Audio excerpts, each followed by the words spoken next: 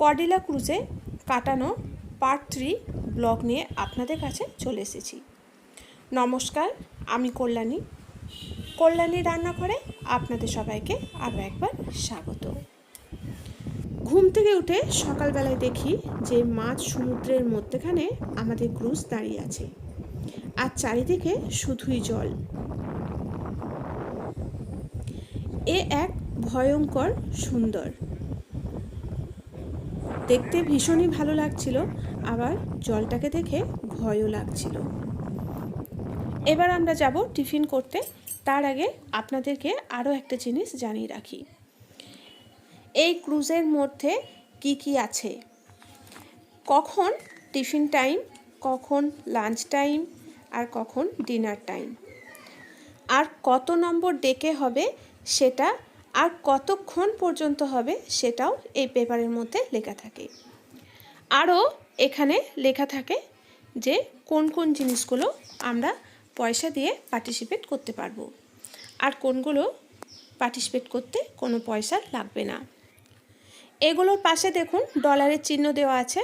তো এগুলোর মধ্যে আমরা পার্টিসিপেট যদি করতে চাই তাহলে আমাদেরকে পয়সা খরচ করতে হবে। আর উপরে কিছু কিছু অ্যাক্টিভিটি আছে যেগুলোর পাশে ডলারের চিহ্ন নেই, তো ওগুলোতে পার্টিসিপেট করতে গেলে আমাদের কোনো পয়সা খরচ করতে হবে না। আর এখানে সব কিছু ডলারে খরচ করতে হয়। আমাদের ইন্ডিয়ান কারেন্সি এই ক্রুজের মধ্যে চলে না। এই ইন্ডিয়ান কারেন্সি এখানে নিয়ে এসে ডলারে করে নিতে হয়। তারপর সেই ডলার থেকে আমরা ক্যাসিনো, সেলুন বা শপিং এগুলো যেতে পারবো বা খরচ করতে পারবো। আরও একটা জিনিস আপনাদের কাছে শেয়ার করা এখনও বাকি আছে। এই দুটো যে কার্ড দেখতে পাচ্ছেন, এই কার্ড দুটো হলো রুমের চাবি। শুধুমাত্র রুমের চাবি বলাটা ভুল হবে।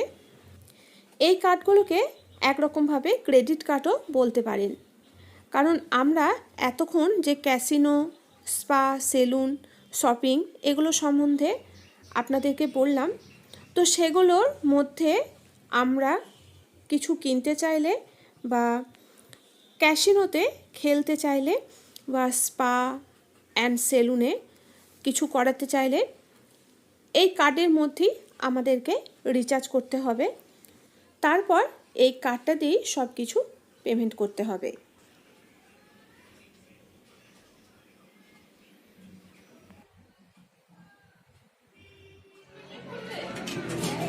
তো এখন আমাদের টিফিন টাইম চলছে। আমরা সমুদ্রের ভিউ দেখতে দেখতে টিফিনটা সেরে নেব, তারপর বাকি চারিদিক একটু ঘুরে দেখব।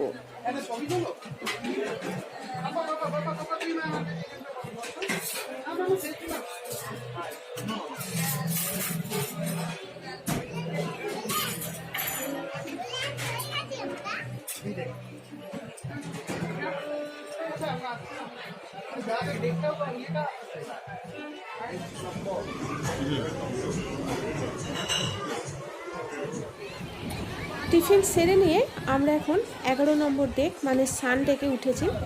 আর সান ডেক থেকে দেখুন 10 নম্বর ডেকটা কত সুন্দর লাগছে। ছোট বড় সকলেই সুইমিং পুলে নেমে পড়েছে স্নানের জন্য।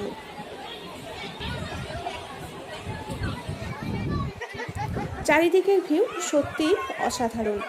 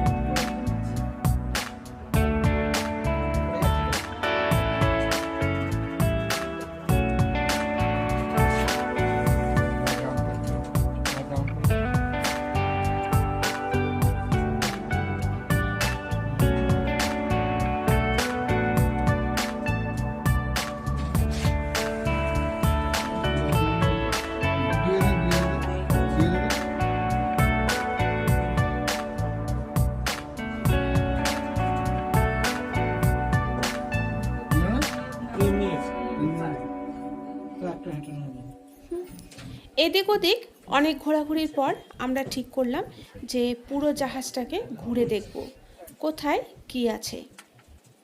তো যেমন ভাবনা তেমন কাজ। লিফটে করে এখন আমরা চলে যাচ্ছি 2 নম্বর ডেকে। 1 নম্বর ডেকে কারোর যাওয়ার অ্যালাউ নেই, তো 2 নম্বর ডেকে আমরা গিয়ে দেখব যে ওখানে কি কি আছে।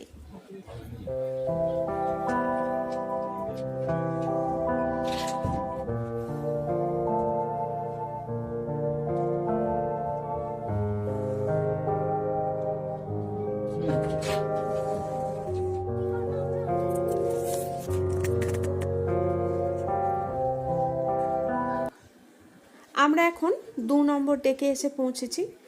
আর 2 নম্বর ডেকটা হলো হসপিটাল। যদি কেউ সমুদ্রে যাতায়াতের সময় হঠাৎ করে অসুস্থ হয়ে পড়ে, তো যাতে তাড়াতাড়ি চিকিৎসা পাওয়া যায় সেজন্য এখানে হসপিটালের ব্যবস্থা আছে।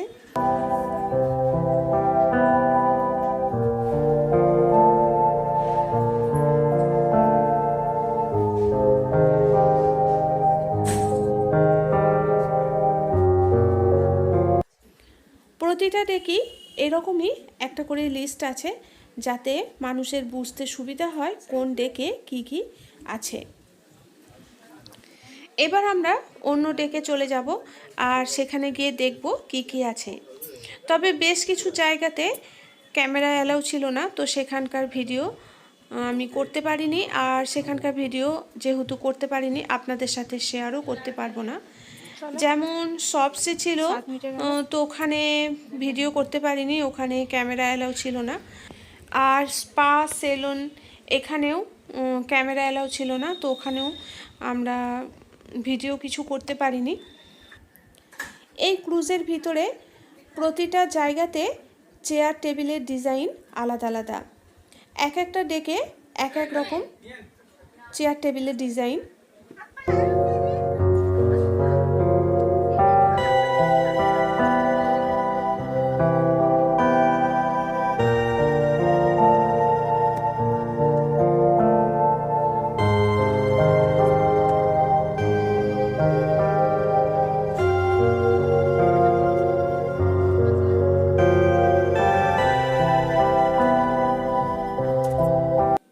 এখন আমরা চলে এসেছি 6 নম্বর ডেকে। এখানে আছে মহারাজ ক্যাসিনো। তো এখানটাও একটু ভালো করে ঘুরে দেখলাম। আমরা ফার্স্ট ক্যাসিনো দেখেছিলাম নেপালে, তারপর আবার এই ক্রুজে দেখলাম ক্যাসিনো, বেশ ভালো লাগলো। তো আজকের ব্লগ আমি এখানেই শেষ করছি। আশা করছি আজকের ব্লগ আপনাদের কাছে অনেক বেশি ভালো লেগেছে। দেখা হবে আবার নেক্সট ব্লগে। আপনারা সবাই ভালো থাকুন, সুস্থ থাকুন আর পাশে থাকুন। নমস্কার।